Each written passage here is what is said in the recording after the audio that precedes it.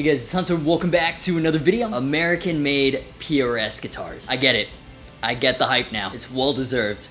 It's more than well-deserved. I've been dying to get my hands on an instrument from PRS's S2 line, so thanks to PRS for sending this guitar out and sponsoring the video. The idea behind the S2 brand is guitars built in Maryland on the same line as the super high-end core models with all the associated build quality and feel of an American-made PRS, but at attainable prices for the working musician. And I'll get into all the details you need to know about this guitar after the demo track. But if nothing else, here's what you need to know. It doesn't have a budget level price tag, but it is absolutely incredible. This is one of the best, if not the absolute best, value per dollar for a vintage style single cut in 2020. Let's take a closer look.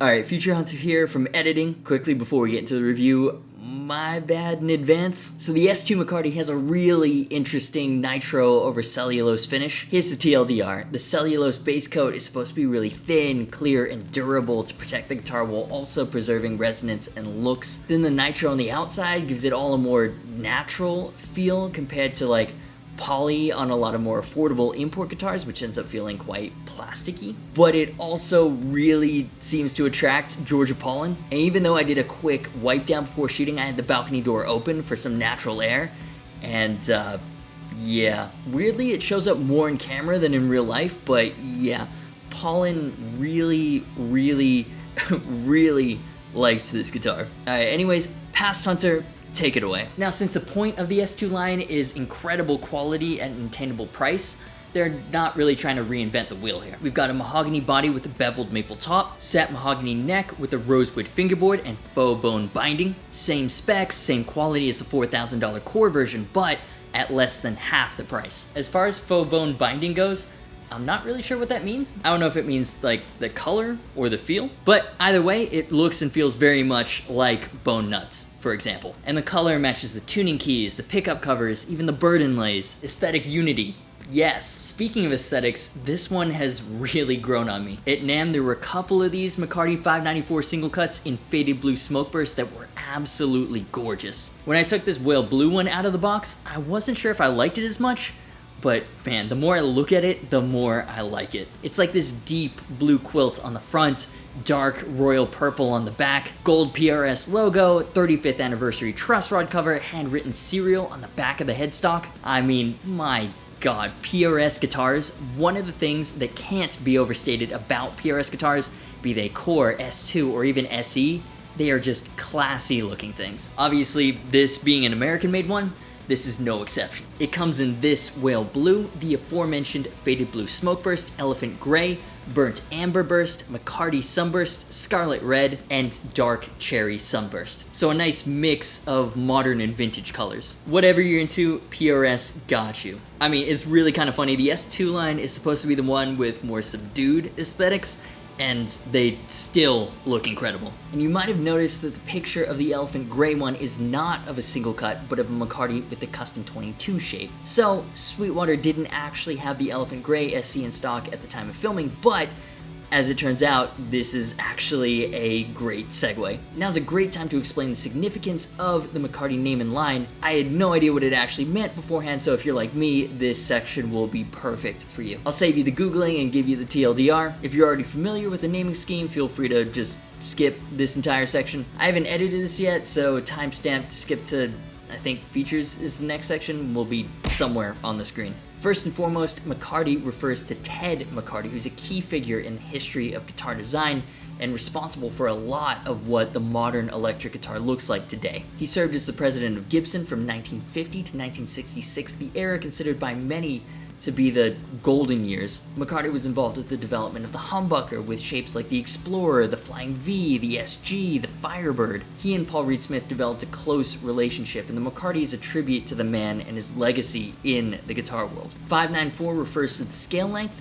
24.594 inches, which is the same as what you'd find on a 59 Gibson, slightly shorter than the quoted 24 3/4 inches because of how they measured it. And until PRS's 35th anniversary, the McCartys had been exclusive to the super expensive Core line. This is the first time you've been able to get one at a price that doesn't shatter the bank, and that's super cool. Even cooler, there's 3 variations, single cut and double cut versions with the same specs and colors, then a more modern themed thin line version with the slimmer neck and body. Available in antique white, black, frost blue metallic, frost green metallic, McCarty tobacco burst, and vintage cherry. For the 35th anniversary, PRS has gone all out. Moving on to the hardware, in typical PRS fashion, form and function go hand in hand. The vintage tuners, the bridge, the tailpiece, nickel hardware, brass saddles and moving parts. I mean, again, fits with the theme of this guitar.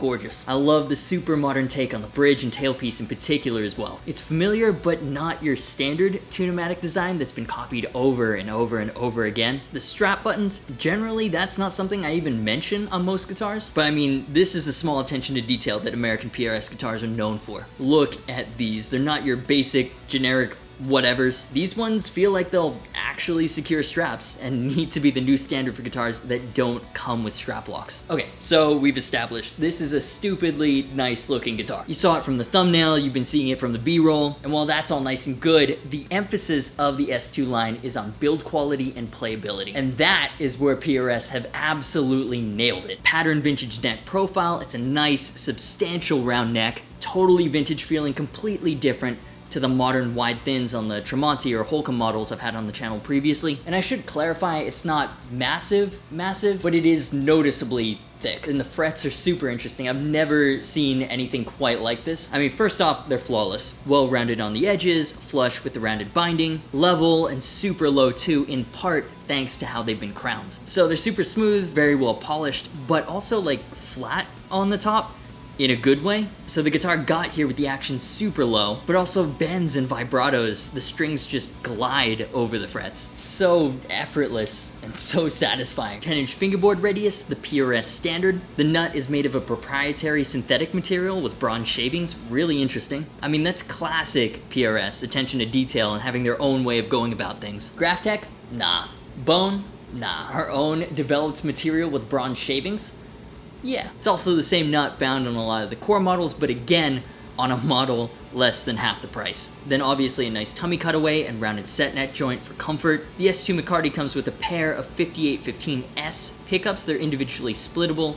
using the respective push-pull tone pots. So through the same signal chain as the demo track for the Dirty, Jet City 100 HDM boosted with the Horizon Devices Precision Drive to tighten up and saturate those palm mutes, then through the Marshall DSL 100H for cleans, and also try something new this time, slightly overdriven for those crunchy tones.